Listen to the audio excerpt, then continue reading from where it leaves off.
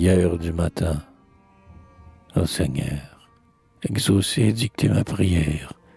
Vous, la pleine sagesse et la toute bonté, vous sans cesse anxieux de mon heure dernière et qui m'avez aimé de toute éternité.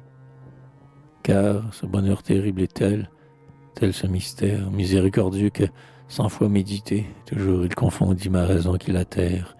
Oui, vous m'avez aimé de toute éternité. Oui, votre grand souci, c'est mon heure dernière. Vous la voulez heureuse, et pour la faire ainsi, dès avant l'univers, dès avant la lumière, vous préparâtes tout, ayant ce grand souci. Exaucez ma prière après l'avoir formée, de gratitude immense et des plus humbles vœux, comme un poète scande une ode bien-aimée, comme une mère baise un fils sur les cheveux. Donnez-moi de vous plaire, et puisque pour vous plaire, il me faut être heureux, d'abord dans la douleur, parmi les hommes durs, sous une loi sévère, puis dans le ciel tout près de vous, sans plus de pleurs. Tout près de vous, le Père éternel dans la joie, éternel ravi dans les splendeurs des saints. Et donnez-moi la foi très forte que je crois devoir souffrir sans mort s'il plaît à vos desseins. Donnez-moi la foi très douce que j'estime d'avoir de haine juste et sainte que pour moi, que j'aime le pécheur en détestant mon crime, que surtout j'aime ceux de nous encore sans foi.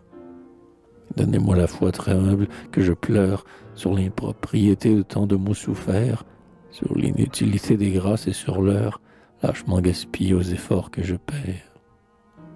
Et que votre Esprit Saint, qui sait toute nuance, rende prudent mon zèle et sage mon ardeur. Donnez, juste Seigneur, avec la confiance, donnez la méfiance à votre serviteur. Que je ne sois jamais un objet de censure. Dans l'action pieuse et le juste discours, enseignez-moi l'accent, montrez-moi la mesure. D'un scandale d'un seul, préservez mes entours. Faites que mon exemple amène à vous connaître tout ce que vous voudrez de tant de pauvres fous, vos enfants sans leur père, un état sans le maître, et que, si je suis bon, toute gloire aille à vous. Et puis, quand toutes des choses nécessaires, l'homme, la patience et ce devoir dicté, aura fructifié de mon mieux dans vos serres, laissez-moi vous aimer en toute charité. Laissez-moi, faites-moi de toutes mes faiblesses, aimer jusqu'à la mort votre perfection, jusqu'à la mort des sens et de leur mille ivresses, jusqu'à la mort du cœur, orgueil et passion, jusqu'à la mort du pauvre, esprit lâche et rebelle, que votre volonté dès longtemps appelait, vers l'humilité sainte, éternellement belle, mais lui gardait son rêve infernalement laid. Son gros rêve éveillé de lourde rhétorique, spéculation creuse et calcul impuissant, ronflant et s'étirant en phrases pléthoriques. Ah, tuez mon esprit et mon cœur et mes sens. Place à l'âme qui croit et qui sent et qui voit que tout est vanité, fort elle-même en Dieu. Place à l'âme, Seigneur, marchant dans votre voie et ne tendant qu'au ciel sur l'espoir et ce lieu. Que cette âme soit la servante très douce, avant d'être l'épouse au trône non pareil. Donnez-lui la raison comme le lit de mousse, où ce petit roseau se baigne de soleil. Paisible la raison, comme la fraîche étable, où cet agneau s'ébatte et broute dans les coins.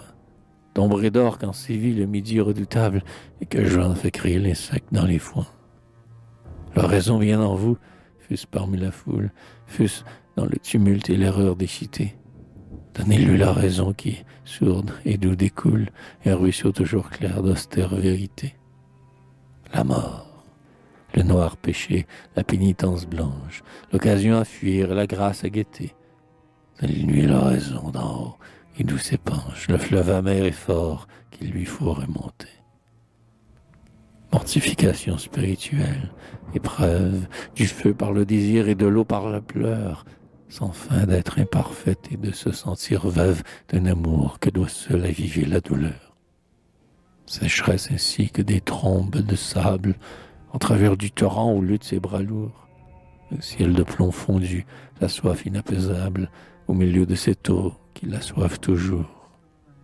Mais cette eau-là jaillit à la vie éternelle, et la vague bientôt porterait doucement l'âme persévérante et son amour fidèle, au pied de votre amour fidèle, ô Dieu clément. La bonne mort, pourquoi vous-même vous mourûtes, me ressusciterait à votre éternité. Pitié pour ma faiblesse, assistez à mes luttes et bénissez l'effort de ma débilité. Pitié, Dieu pitoyable, et m'aidez à parfaire l'œuvre de votre cœur adorable en sauvant l'âme que rachetaient les affres du calvaire. Père, considérez le prix de votre enfant.